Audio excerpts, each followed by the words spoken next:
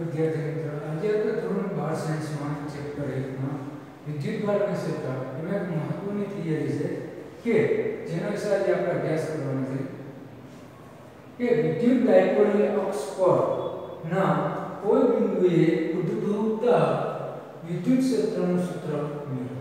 તો પહેલા તો પ્રશ્ન સમજવો જેવો છે કે વિદ્યુત ડાયપોલની કોઈ અક્ષ લેવાનું છે, બરાબર? આના પછી જે થિયરી છે આપણે વિષુવ અક્ષ વિશે ચર્ચા કરીશું. અત્યારે ખાલી કોઈ અક્ષ વિશે આપણે ચર્ચા કરવાની છે કે કોઈ અક્ષ ઉપર કોઈ પણ બિંદુએ ઉદ્ભવતા અમુક પ્રકારનું જે વિદ્યુત ક્ષેત્ર છે એના વિશે આપણે ચર્ચા કરીશું. તો પહેલા તો થિયરી ચાલુ કરતા પહેલા મારે વસ્તુ તમને સમજાવવી પડે કે વિદ્યુત ડાયપોલ કેને કહેવાય અથવા તો દ્વિપરિમાણીય અક્ષ કેને કહેવાય. એ અક્ષ સિવાય પણ એમ કહી શકાય કે વિદ્યુત ડાયપોલ એટલે શું? તો પહેલા તો સમજવા જેવું છે કે કોઈ પણ પ્રકારના બે વિદ્યુતભાર હોય કે જે અમુક અંતર તરીકે આપણે બંને વિદ્યુતભાર વચ્ચેનું અંતર 2a જેટલું લેશું. કેટલું છે? 2a. બરાબર? કે 2a જેટલા અંતરે રહેલા પણ સમાન વિદ્યુતભાર ચાર્જ કેવો હોવો જોઈએ? મૂલ્ય સમાન, તો ચાર્જ અલગ અલગ. એટલે કે એક માઈનસ વિદ્યુતભાર છે તો એક પ્લસ વિદ્યુતભાર છે. બરાબર? હવે આ જેટલી વસ્તુ છે પ્લસ અને માઈનસ વિદ્યુતભાર છે એ બંને વચ્ચેનો જે ગુણાકાર છે એને શું કહેવામાં આવે છે? ભાઈ કે વિદ્યુત ડાયપોલ. ક્લિયર? તો હવે જે આપણો બંનેનો ગુણાકાર એટલે એ શું કે વિદ્યુત ડાયપોલની સંજ્ઞા સ્મોલ p છે, બરાબર? Small p 2a q. q એટલે આ બંને વિદ્યુતભાર, બરાબર? પ્લસ અને માઈનસ વિદ્યુતભારનો સમાવેશ થવો જોઈએ. આ જે વસ્તુ છે બંનેનો ગુણાકાર બંને વિદ્યુતભાર વચ્ચેનું અંતર એટલે કે 2a જેટલું વિદ્યુતભાર બંને વસ્તુનો ગુણાકાર એને વિદ્યુત ડાયપોલ p તરીકે ઓળખવામાં આવે છે. ઓકે, આ વિદ્યુત ડાયપોલની વાત છે.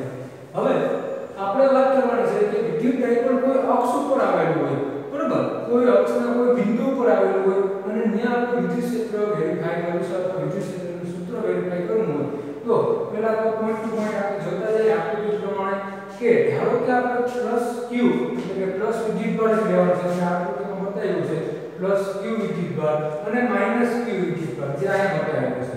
અને વિદ્યુતભાર વચ્ચે આપણે અંતર કેટલું લેવાનું છે? ભાઈ 2a જેટલું. આ બંને વિદ્યુતભાર વચ્ચે અંતર મેં કેટલું લીધું છે? 2a જેટલું ધરાવતો એક વિદ્યુત ડાયપોલ છે, બરાબર? આની વચ્ચે ધરાવતો આપણે કોઈ એક વિદ્યુત ડાયપોલ જે મેં અહીંયા p દર્શાવ્યું છે કે આટલી કન્ડિશન છે પ્લસ વિદ્યુતભાર છે માઈનસ વિદ્યુતભાર ચાર્જ ધરાવતો વિદ્યુતભાર છે બંને કંઈક અંતર બંને વચ્ચે વિદ્યુતભાર વચ્ચેનું અંતર 2a જેટલું છે અને બંને વચ્ચે વિદ્યુત ડાયપોલ એક આપણે p વચ્ચે દાખલ કરી દીધું છે, બરાબર? જે આકૃતિમાં તમને વસ્તુ બતાવેલી છે. તો સેકન્ડ પોઈન્ટ હું સમજવાનું છે ભાઈ કે હવે ડાયપોલના મધ્ય બિંદુ આ ડાયપોલ જે p લીધું છે એનું મધ્ય બિંદુ અને q વચ્ચેનું મધ્ય બિંદુ એટલે મિડલ પોઈન્ટ, બરાબર? મધ્ય બિંદુ વચ્ચેનો પોઈન્ટ જેને આપણે O કહીએ છીએ. O બિંદુ મેં દર્શાવેલું છે કે બંને જે આપણો વિદ્યુતભાર છે પ્લસ અને માઈનસ q એની વચ્ચે આપણે મધ્ય બિંદુ O ધારીએ, બરાબર? મધ્ય બિંદુ O ની ડાબી બાજુની અંદર વાત કરીએ કે આમ કોઈ આપણે ડાબી બાજુ કોણ કયો +q વિદ્યુતભાર તેનાથી આ અંતરે ડાબી બાજુ જોવા જાય +q વિદ્યુતભાર ત્યાંથી આપણે કેટલા આગળ જવાનું? r અંતર છે, બરાબર? આ અંતરે બિંદુ p આપણે ધારેલું છે અથવા બિંદુ p આવેલું છે. પોઈન્ટ સમજો તો ઉદ્ગમ બિંદુ O ની ડાબી બાજુએ તેનાથી આ અંતરે ઉદ્ગમ બિંદુથી સ્ટાર્ટિંગ કરી અને કઈ બાજુ જવાનું? ડાબી સાઈડ +q વિદ્યુતભાર તરફ, બરાબર? આ અંતરે p બિંદુ આવેલું છે તો આ અંતરમાં p બિંદુ દર્શાવેલું છે એ અક્ષ ઉપર, બરાબર? હવે બીજી વાત કે હવે જે બિંદુ આગળનું આપણે વિદ્યુત ક્ષેત્ર મેળવવાનું છે, બરાબર? રકમ અનુસાર શું કરવાનું છે? આપણે અક્ષ ઉપર કોઈ પણ એક બિંદુએ આપણે વિદ્યુત ક્ષેત્ર મેળવવું છે તો ઉદ્ગમ બિંદુથી આ અંતરે p બિંદુ આવેલું છે તો p બિંદુ પાસે મારે વિદ્યુત ક્ષેત્ર વેરીફાઈ કરવું છે, બરાબર? એટલે કામ કરવાનું છે તો p બિંદુ પાસે કેટલું વિદ્યુત ક્ષેત્ર ઉત્પન્ન થતું છે અને કઈ દિશામાં ઉત્પન્ન થતું છે એના વિશે ચર્ચા કરવા માટે એટલો પોઈન્ટ આપણી પાસે ક્લિયર છે. હવે તો શરૂઆત કરીએ આપણે ડાબી તરફ +q વિદ્યુતભાર છે ત્યાંથી શરૂઆત કરીએ કે +q વિદ્યુતભારના લીધે p બિંદુ પાસે કેટલું વિદ્યુત ક્ષેત્ર ઉત્પન્ન થશે તેના વિશે ચર્ચા કરી તો પહેલા તો આપણે સૂત્ર વેરીફાઈ કરી કે વિદ્યુત ક્ષેત્ર E નું સૂત્ર આપણે મેળવી ગયા, બરાબર? કે E તમને ખબર છે E k q/r², બરાબર? જે k છે ડાયરેક્ટ અચળાંક છે તેની જગ્યાએ આપણે 1.4πε0 પણ લઈ શકીએ અને q કે જે વિદ્યુતભાર છે અને આ આપણે પ્લસ વિદ્યુતભાર છે q પ્લસ લેવાનો બીજો કોઈ ડિફરન્સ છે q1 હોય તો q1 લેવાનું, q2 હોય તો q2 લખવાનું, બરાબર? બે વિદ્યુત ભાર હોય તો q1 ગુણ્યા q2 બે વિદ્યુત ભાર લેવાના. અને r સ્ક્વેર એ શું દર્શાવે છે કે એના અંતરનો વર્ગ. અને અંતર કેટલું છે આપણી પાસે? r જેટલું. ઉદ્ગમ બિંદુથી લઈને p બિંદુ સુધીનું ડિસ્ટન્સ કેટલું છે? r જેટલું. તો જે મેં વાત કરી એને વસ્તુ પાસે અહીંયા દર્શાવીએ આપણે. તો વિદ્યુત ક્ષેત્ર પ્લસ q વિદ્યુત ભાર લેવાનું છે, તો આપણે આવી રીતે દર્શાવી શકીએ ઇક્વલ ટુ kq, જે તમને વાત કરી પ્રમાણે સૂત્ર પ્રમાણે, અપોન r નો સ્ક્વેર. અહીં r નો સ્ક્વેર એટલે અંતરનો વર્ગ. અંતરનો વર્ગ લેતા પહેલા તો ક્લિયર વસ્તુ તમને સમજાવી દઉં કે આપણે અંતર કેટલું થશે. કારણ કે આપણે કેટલું લેવાનું છે? પ્લસ q વિદ્યુત ભારનું અંતર લેવાનું છે. ઉદ્ગમ બિંદુથી પ્લસ q વિદ્યુત ભાર કેટલું થાય? a જેટલું. કેમ a જેટલું થાય? કે પ્લસ થી માઈનસ q વિદ્યુત ભારનું કુલ અંતર 2a જેટલું છે. ઉદ્ગમ બિંદુએથી એનું અંતર કેટલું થાય? અડધું થાય. એટલે કે આ પણ a થાય. આપણે કુલ અંતર જેટલું છે a પ્લસ a બંનેનો સરવાળો કરો એટલે કેટલું થાય? 2a. બરાબર? ખબર પડી કે ઉદ્ગમ બિંદુઓથી પ્લસ q નું અંતર કેટલું થયું? a.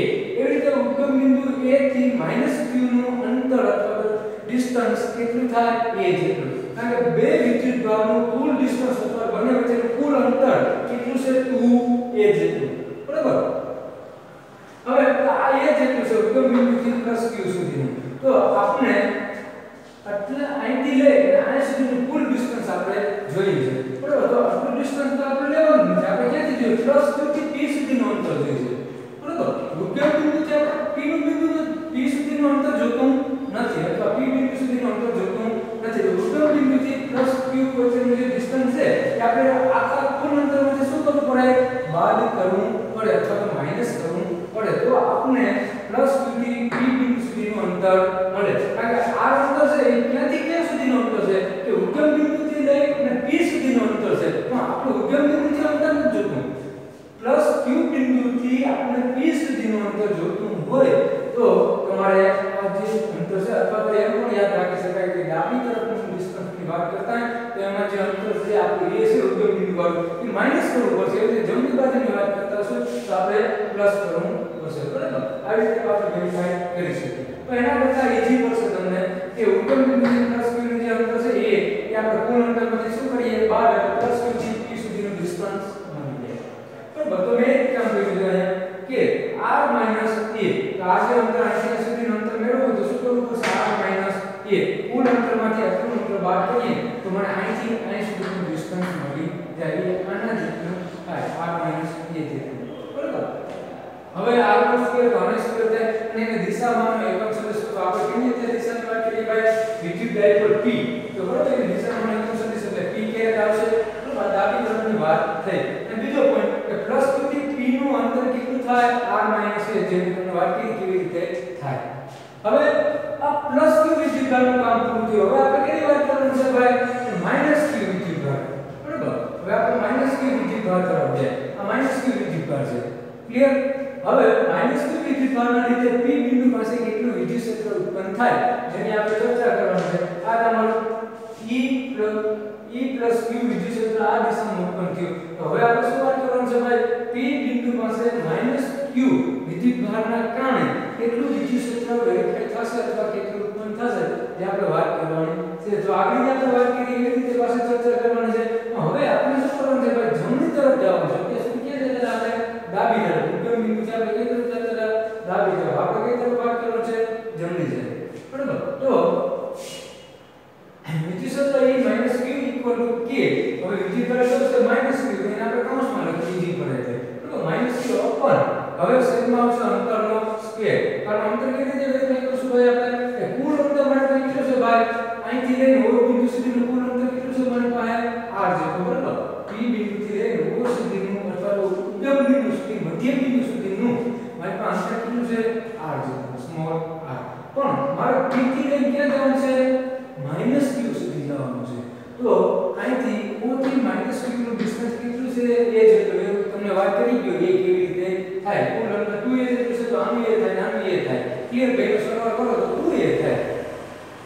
તો આ a જેટલું ડિસ્ટન્સ એટલે મારે ઉદ્ગમ બિંદુથી પ્લસ કેટલું આગળ જવાનું છે ભાઈ? માઈનસ q જવું છે. તો પ્લસ a જેટલું આગળ જવું પડે. બરાબર? તો r પ્લસ a બંનેનો સરવાળો કરીએ તો p થી માઈનસ q સુધીનું મને કુલ અંતર મળી જાય.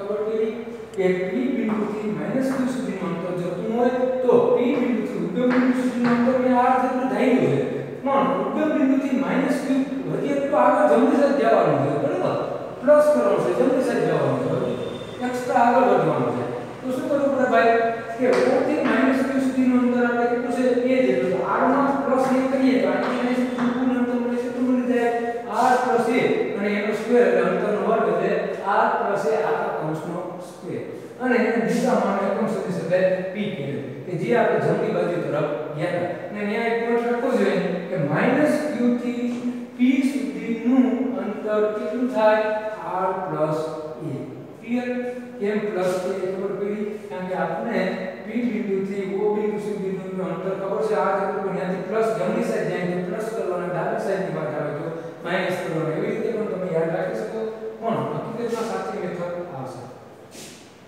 હવે આ બે પ્રકારનું વિદ્યુત ક્ષેત્ર વેરીફાઈ થઈ ગયું પણ હજી પ્લસ આપણે શું કરવાનું છે p બિંદુ પાસે કુલ વિદ્યુત ક્ષેત્ર કેટલું ઉત્પન્ન થાય q વિદ્યુત ભાગને લીધે અને q વિદ્યુત ભાગને લીધે આપણે જે p બિંદુ આપણે અક્ષ પર ધારેલું છે ત્યાં કુલ કેટલું અંતર અથવા તો ત્યાં કેટલું વિદ્યુત ક્ષેત્ર ઉત્પન્ન થાય એ જોતો હોય તો આપણે શું લેવું પડે બેનો બેઝિક સરવાળો અથવા પરિણામી વિદ્યુત ક્ષેત્ર તો E એટલે કુલ વિદ્યુત ક્ષેત્ર E આ બંનેનું શું કરશું આપણે સરવાળો વિદ્યુત ક્ષેત્ર E + q પ્લસ વિદ્યુત ક્ષેત્ર E - q આ બે વિદ્યુત ક્ષેત્ર આ પરિણામ 1 અને પરિણામ 2 બંનેનું શું કરશું આપણે સરવાળો બરાબર સમીકરણ 1 અને સમીકરણ 2 બંનેનો સરવાળો કરશો એટલે તમને કુલ E મળશે હવે બીજો પોઈન્ટ જો કે ડાબી બાજુના વિદ્યુત ક્ષેત્રોને આપણે કેવા ગણવા છે ડાબી સાઈડ આપણે વિદ્યુત ક્ષેત્ર લીધું ડાબી સાઈડ બરાબર આ તરફ બરાબર ત્યાં આપણે ધન ગણતા અને જમણી બાજુ આપણે વિદ્યુત ક્ષેત્ર જે લીધું એ કેવું લીધું છે મેં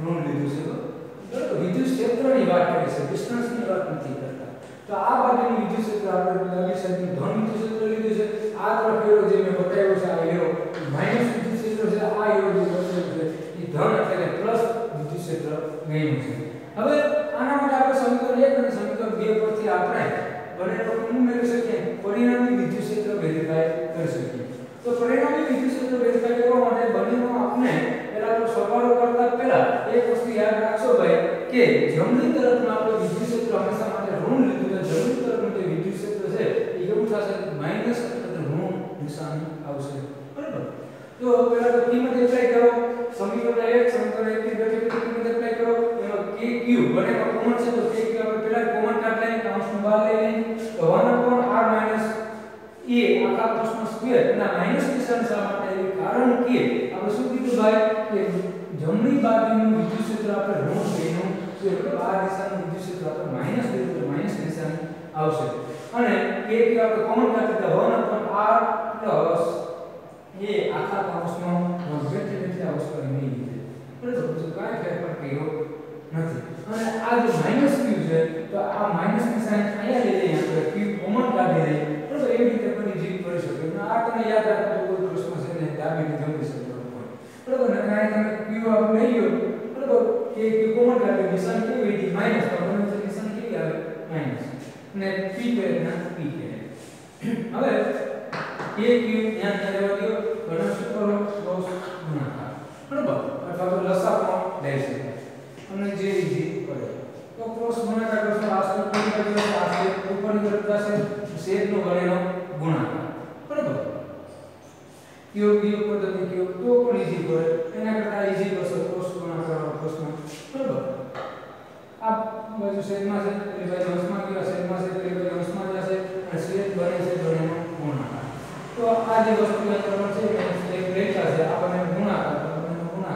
ક્લિયર હવે આ પોઈન્ટ અહીંયા દર્શાવો તમે અને p કે છે અહીંયા રહેવા દેવાનો છે એ પોઈન્ટ અહીંયા આપણે સમજીએ કે અહીંયા r + a આખા કૌંસનો વર્ગ હોય તો વર્ગનું શું થાય વિસ્તરણ તો વર્ગનું વિસ્તરણ તો તમને આવડતું હોય પેલા પદનો સ્ક્વેર પ્લસ 2 ગુણ્યા પેલું બીજું પ્લસ બીજા પદનો વર્ગ એવી રીતે વચ્ચે માઈનસ નિશાન છે તો પહેલા તો આપણે માઈનસ નિશાનની અંદર એપ્લાય કરી દઈએ તો પણ કોઈ પ્રશ્ન નથી અને વિસ્તરણ કર્યા પછી જો માઈનસ નિશાનની અંદર એપ્લાય કરવું હોય તો પણ કોઈ પ્રશ્ન છે એ બને રીતે આપણે કરી શકીએ બરાબર અત્યારે આપણે દાખલા પહેલા એપ્લાય કરી દીધી તો માઈનસ આપણે સ્ક્વેર અથવા તો સાદું આપી વિસ્તરણ કરી પછી નિશાન એપ્લાય કરશું તો પહેલા કેવી રીતે વિસ્તરણ થશે કે r નો વર્ગ - 2 ગુણ્યા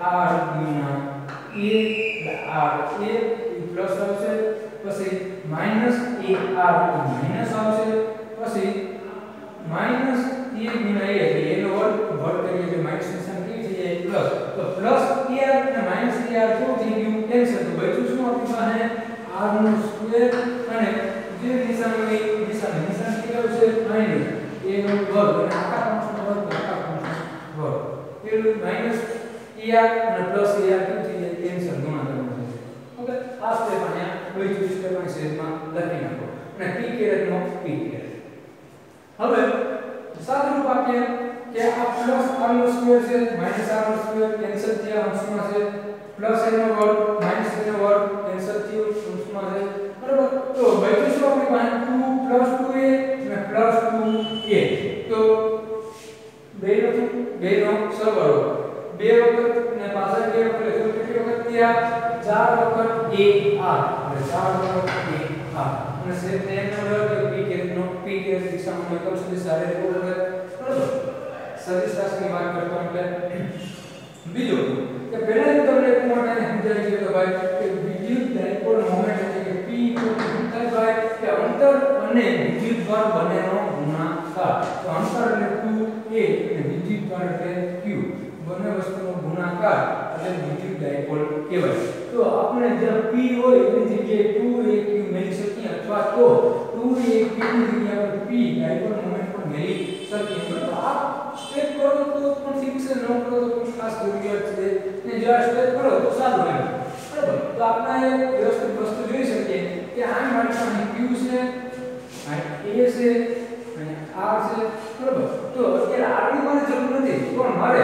વિદ્યુત ડાયપોલની વાત કરતો હું તો 2aq ની જરૂર પડે q મળી ગયો a મળી ગયો અને આ 4 છે ની જગ્યાએ આપણે લખી શકીએ 2 ગુણ્યા 2 2 4 થયા બરાબર તો ક્લિયર સ્ટેપ મળી ગયો આપણે કે 2a અને q નું ગુણાકારમાં સમજમાં છે બરાબર તેની જગ્યાએ શું કરી શકું ભાઈ p મળી શકાય કારણ કે વિદ્યુત ડાયપોલ p = 2aq થાય બરાબર તો આપણું સ્ટેપ કાઢી આ પોઈન્ટ અને આ પોઈન્ટ કાઢી એની જગ્યાએ શું એપ્લાય કરી શકીએ ભાઈ આપણે કે એની જગ્યાએ 2aq અને આ q બધી વસ્તુ રિમૂવ કરી એની જગ્યાએ આપણે વિદ્યુત ડાયપોલ p એપ્લાય કરી શકીએ અમે p એપ્લાય કર્યું છે સેજમાં કંઈ ફેરફાર કર્યો નથી હવે જો બીજો કોઈ ધ્યાન રાખજો કે જે r મે લીધો છે એ a કરતા એટલે આ જે a છે તો એ દેખાય આ a અને આ પ્લસ q સોરી ઉદ્ગમ બિંદુ હોતી લઈ અને p સુધી જે ડિસ્ટન્સ છે એ